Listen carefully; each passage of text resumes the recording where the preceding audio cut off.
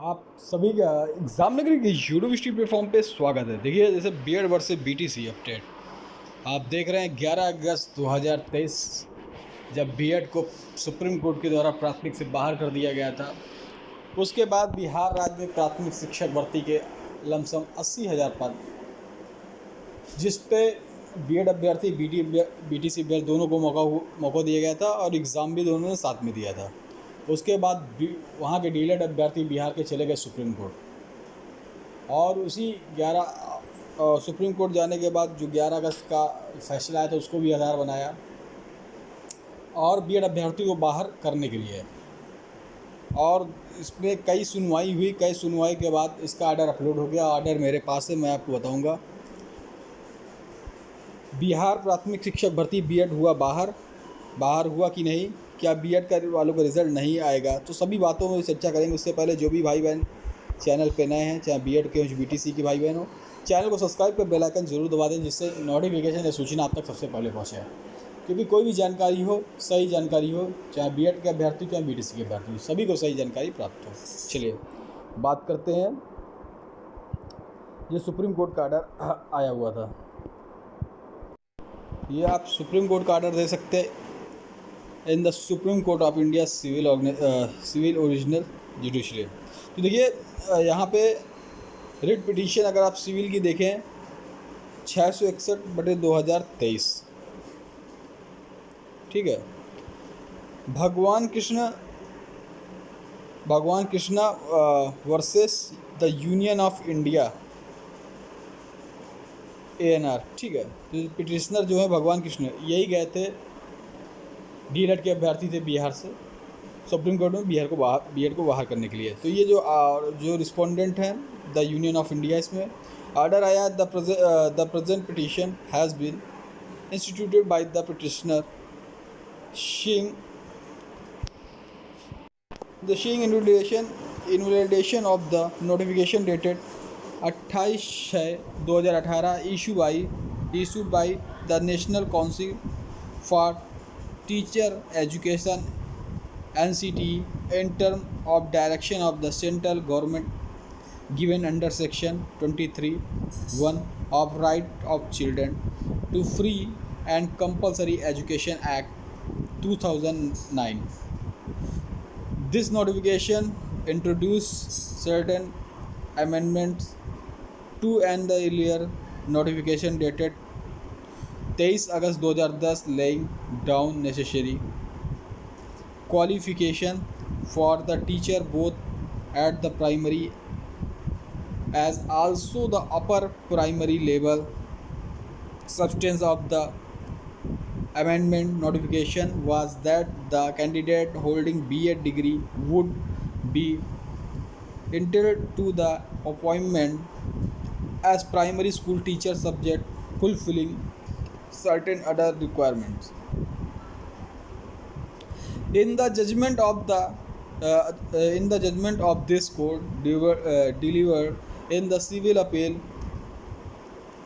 5068 of 2023, arising for the SLP number 20743/2021 titled Devesh Sharma versus union of India and others on 11 अगस्त 2023। तो 11 अगस्त 2023 देवेश शर्मा की जो judgement आया था, जो सुप्रीम कोर्ट में सुनवाई हुई थी, इस जो जजमेंट बीएड को बाहर करने का आया था, उसमें भी लिखा हुआ, देखिए, the said notification has be directed to be quashed. तो जो रद्द कर दिया गया था जो 2018 का, वो भी इसमें बताया गया है।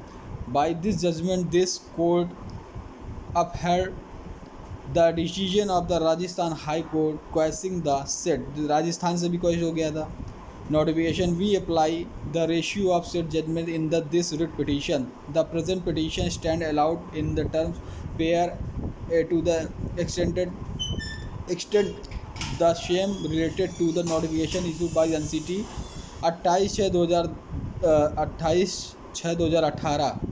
तो वही एडवर्टाइजमेंट जो 28/6/2018 का जो NCT का जो जजमेंट था, जिसके द्वारा ही बीएड अभ्यर्थी अंदर हुए थे प्राइमरी के लिए, उसी को रद्द कर दिया गया, वही चीज़ इसमें बताया गया है। तो मैं आपको इसका हिंदी वर्जन भी दिखा दे रहा हूँ, ठीक है। तो आप इसका हिंदी वर्जन भी देख लीजिए। देखिए, जो मैंने पढ़ा काफ़ी बड़ा था, तो मैंने पढ़ते तो टाइम भी ज़्यादा जाता, तो खाली इसके जो मेन चीज़ें वही खाली हम लोग फोकस करते हैं, देखते हैं जजमेंट में क्या कहा गया है, ठीक है। तो यही देखिए, 28/6/2018 अधिसूचना को अमान्य करने की मांग करते हुए दायर की गई है जो याचिका।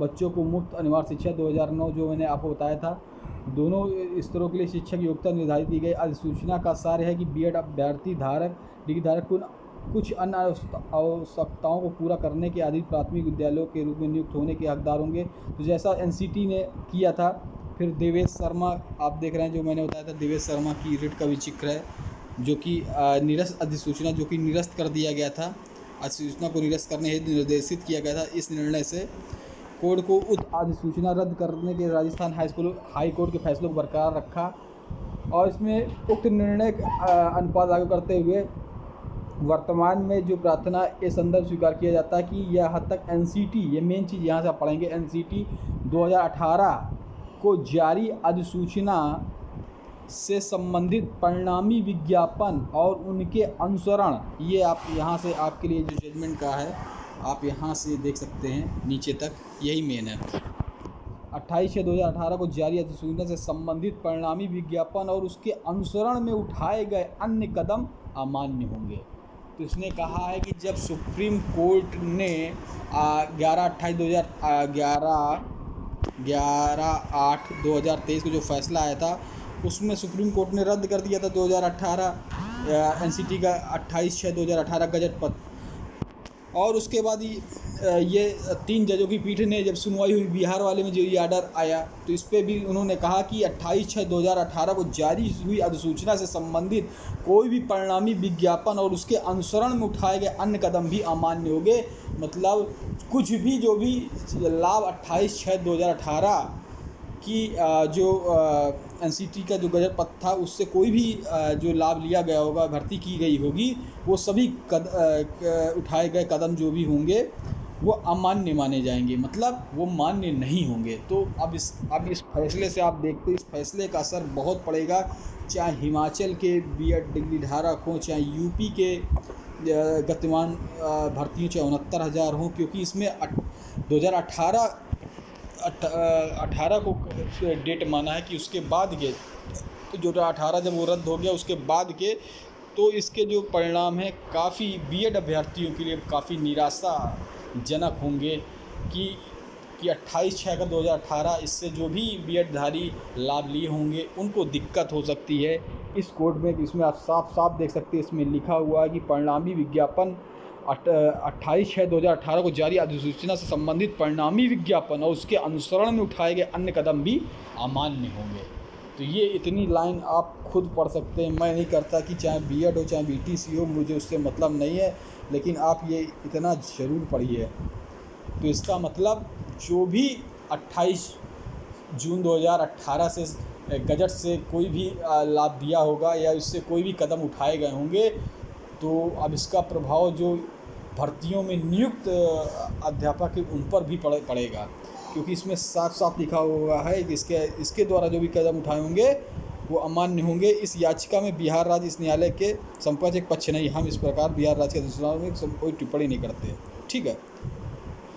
तो आप देख लें, ये था, तो मैंने कहा आप सभी को बताना ज़रूरी है, मैंने बता दिया, चाहे बीएड के अभ्यर्थी चाहे बीटीसी के अभ्यर्थी हो, उससे मुझे कोई मतलब नहीं। जो चीज़ था ये 3 लाइन की चीज़ थी, जो मैंने बताया 3 लाइन की चीज़ थी, और ये 3 लाइन हर राज्यों में जो नौकरी में नियुक्त थे उन पर भी बहुत गहरा प्रभाव डालेगा, आप समझ सकते हैं।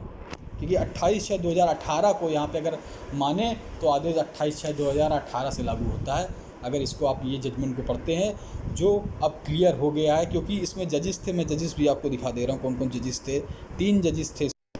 जजिस हॉनरेबल जस्टिस अनिरुद्ध बोस, जिन्होंने 11 अगस्त 2023 का बीएड वर्सेस बीटीसी का फैसला इन्होंने सुनाने में थे। Justice Sanjay Kumar, justice SVN भट्टी, 3 जजिसों की पीठ ने भी अब ये फैसला दे दिया है, और उसमें क्लियर भी कर दिया है कि जो 2018 से जो भी अनुमान कदम उठाए गए हैं वो अमान्य होंगे। ठीक है, तो चलिए आपको हम ऐसी खबरें देते रहेंगे। आप सभी भाई बहन चैनल में जो देख रहे हैं उनके लिए बहुत बहुत धन्यवाद। जय हिंद, जय भारत।